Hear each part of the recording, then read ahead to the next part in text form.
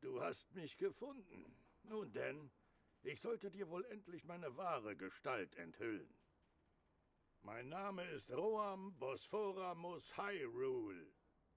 Früher gab es hier ein Reich namens Hyrule. Ich war sein letzter König.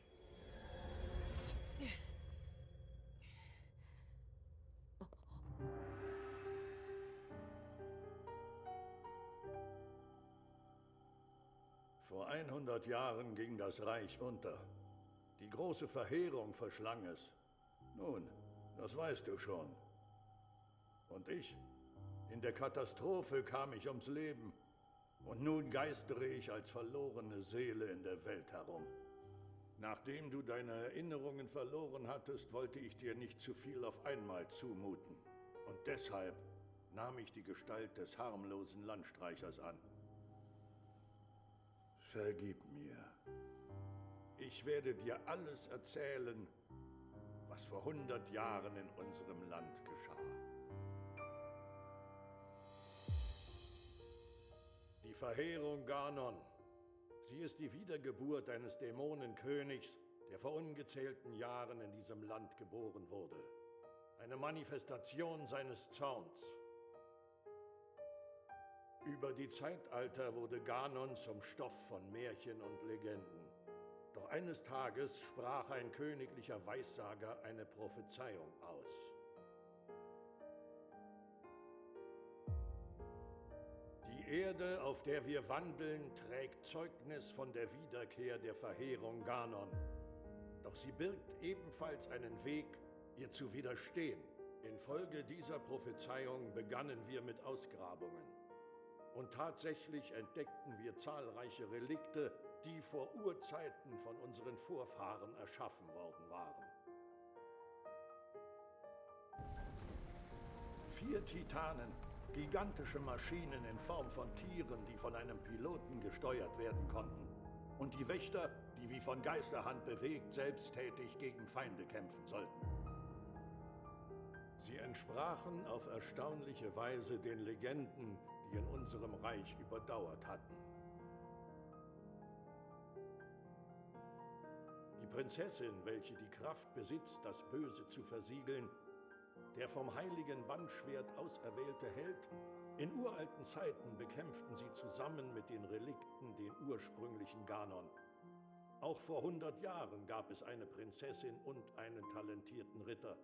Wir beschlossen, uns nach dem Plan unserer Vorfahren zu richten. Aus den Völkern Hyrules wurden 4 vortreffliche Krieger ausgewählt, welche die Titanen steuern sollten.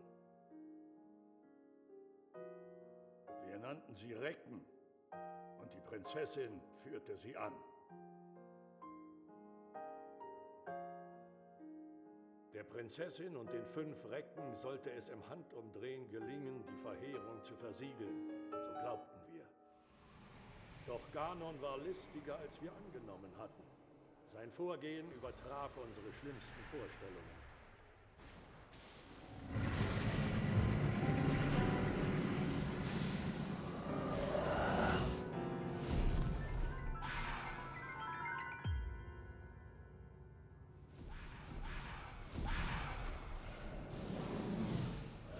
Aus den Tiefen und das Schloss Hyrule ans Tageslicht und riss sofort die Gewalt über die Wächter und die Titanen an sich.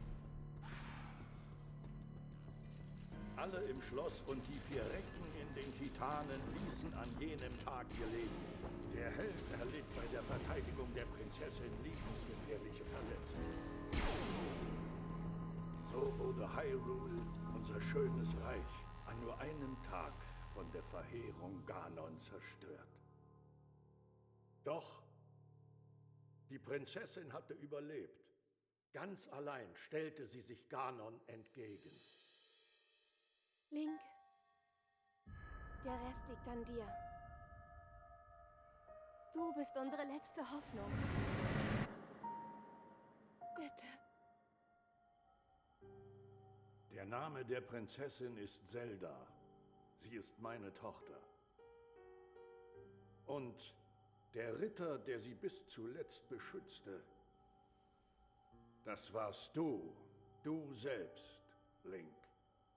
An jenem Tag hing dein Leben am seidenen Faden. Doch dann wurdest du zum Schrein auf diesem Plateau gebracht. Nach 100 langen Jahren bist du endlich zu uns zurückgekehrt. Seit du erwacht bist, hast du einige Male eine Stimme vernommen, die dir den Weg weisen will. Das ist sie, Zelda, die bis zum heutigen Tag in Schloss Hyrule Ganons Macht im Zaum hält. Aber Zeldas Kraft neigt sich dem Ende zu. Wenn sie versiegt, kehrt Ganon zurück und dieses Land ist endgültig dem Untergang geweiht. Link, ich konnte mein Reich nicht beschützen. Somit habe ich kein Recht, irgendetwas von dir zu fordern. Und doch habe ich eine Bitte. Besiege Ganon und rette sie. Rette mein Volk und meine Tochter Zelda. Die 4 Titanen sind jedoch noch immer in Ganons Gewalt. Und rund um Schloss Hyrule wimmelt es nur so von Wächtern. Es wäre wohl nicht besonders klug, sich ohne weitere Vorbereitungen zum Schloss zu wagen. Du solltest zuerst einem Dorf im Osten von hier einen Besuch abstatten. Ich zeige es dir. Kakariko heißt es. Dort wohnt eine Waise namens Impa. Sie wird dir sagen, was du zu tun hast. Wo Kakariko liegt, ist auf der Karte deines Shika-Steins eingezeichnet. Gehe zuerst zu den Zwillingsbergen und dahinter nach Norden. Der Weg dort führt dich bis zum Dorf. Mhm.